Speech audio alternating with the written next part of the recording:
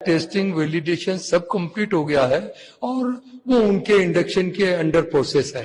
M55 N55 बहुत सारी की हमने ये माइंस डेवलप कर ली है। नागास्त्र 1 ऑलरेडी हमने ट्रायल टेस्टेड सब कुछ करने के बाद ऑर्डर मिला, उसके 480 नंबर का ऑर्डर मिला और हमने सप्लाई भी कर दिया। फ्रांस और यूरोपियन कंट्रीज इसको ले सकती है, तो बाकी जो अपने फ्रेंडली कंट्रीज है उसमें तो इसकी काफी संभावना है। आज जो देश इंपोर्ट करता था वो यूरोपियन कंट्री, यूएस और इजराइल जैसे कंट्री आज हमारी इंडस्ट्रीज पे डिपेंड है। ये हमारे लिए सबसे गर्व की बात है। टेस्टिंग वैलिडेशन सब कंप्लीट हो गया है और वो उनके इंडक्शन के अंडर प्रोसेस है।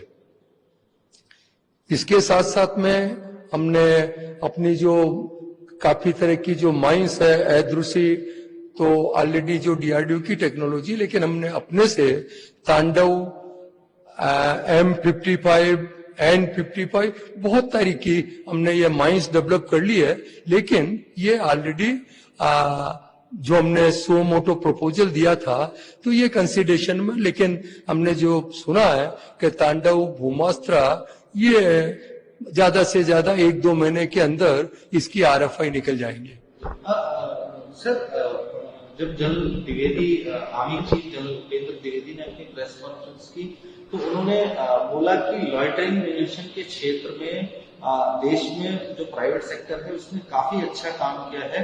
और हम लोग ये जानते हैं कि नागास्त्र 1 जो आपका जो लॉयटरिंग म्यूनिशन था वो इमरजेंसी प्रोक्योरमेंट में आर्मी ने प्रोक्योर भी किया था। उसके बाद आप लोगों ने कोई डेवलपमेंट किया है और आगे लॉयटरिंग म्यूनिशन में क्या प्रोडक्ट आने वाले हैं? नागास्त्र 1 ऑलरेडी हमने ट्रायल टेस्टेड सब कुछ करने के बाद ऑर्डर मिला, उसके 480 नंबर का ऑर्डर मिला और हमने सप्लाई भी कर दिया।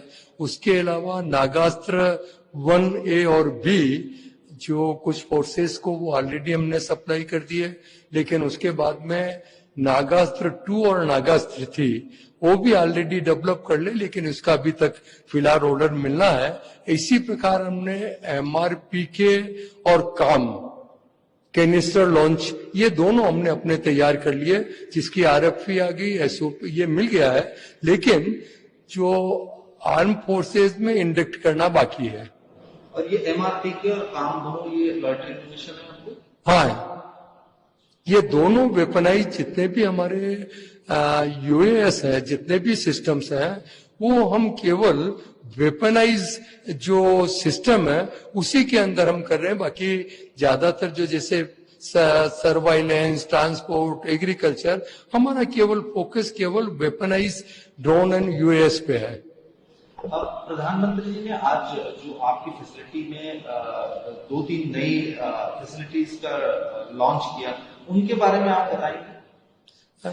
एक तो सबसे पहले हमारा जो है लॉयटरिंग म्यूनिशन टेस्टिंग सेंटर, तो ये इस प्रकार का मुझे लगता है कि अभी कंट्री में कहीं पर भी नहीं है, क्योंकि यदि ये हम यहाँ पर नहीं करते हैं तो हमको इसके टेस्टिंग के लिए चाहे प्लेन में हो चाहे रेंज में हो, ये इसके लिए महीनों दूसरी जगह रेंज मिलने में टाइम लग जाता है।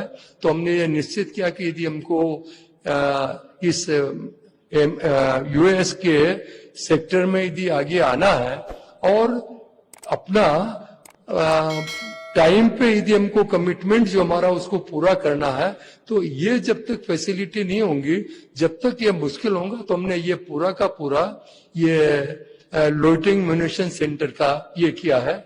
दूसरा, हमने जो मेल और हेल क्लासेस के जो बड़े लॉयटरिंग सिस्टम्स है, उसमें हमने डिजाइन, डेवलपमेंट और एयर स्ट्रिप का आज उन्होंने जो इनॉग्रेशन किया, क्योंकि इस टाइप की फैसिलिटी मुझे लगता है कि और कंट्री में कुछ है नहीं, क्योंकि यदि साइड DRDO के पास में चित्रदुर्गा में वहां पर है, लेकिन यदि हमको करना तो उसमें 6-6 महीने, 8-8 महीने उसमें टाइम लग जाएगा। यदि उसके अंदर कोई भी डिफेक्ट आती है तो हमको उसका पता नहीं होगा।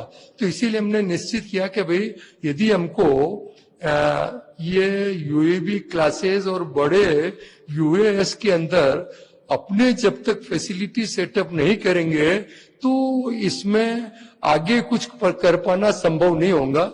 इसीलिए हमने ये फैसिलिटी है, एयर स्ट्रिप, डिजाइन डेवलपमेंट, बाकी की जितने हैं वो इसीलिए हमने इसको एस्टेब्लिश की है।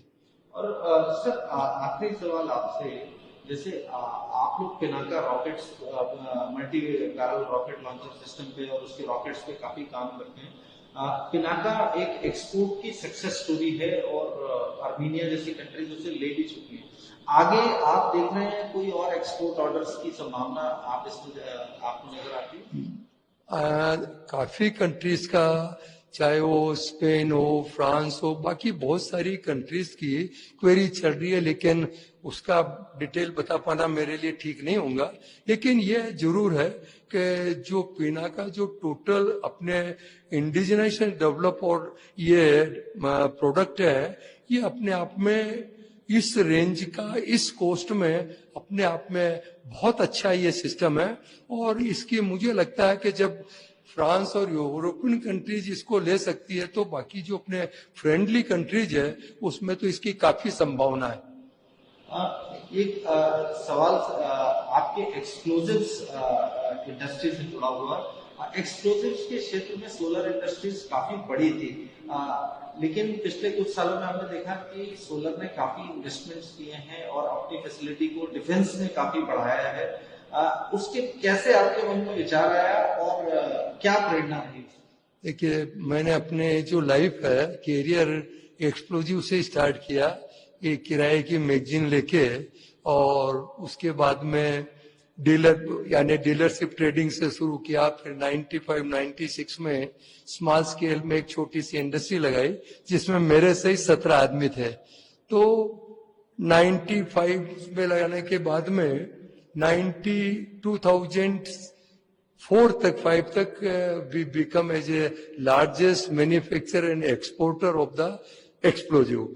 तो फिर हमने निश्चित किया कि भाई 2009-10 में कि जो देश में इतनी शॉर्टेज है या केवल अपनी जो कंट्री एमुनेशन के ऊपर इंपोर्ट के ऊपर डिपेंड है, तो कहीं न कहीं इसमें हमको कुछ करना चाहिए। ये बात निश्चित थी कि भाई ओसों का ये बोलना था कि भाई डिफेंस सेक्टर में इंडक्शन करना या उसमें घुसना आप में हर किसी की बस की बात नहीं है। और जब हमने ये डिफेंस में आए तब तो सरकार का भी कोई ऐसा कोई प्रोविजन या कोई लाइसेंस या अप्रूवल नहीं था कि कंप्लीट एमुनिशन बना सकते हैं। लेकिन फिर भी हमने कहा कि भाई किसी न किसी को तो ये रिस्क या जो भी कुछ सेक्रीफाइस ये करना पड़ेगा, यही सोच के, क्योंकि हमारा देश पूरा का पूरा इस पे निर्भर है।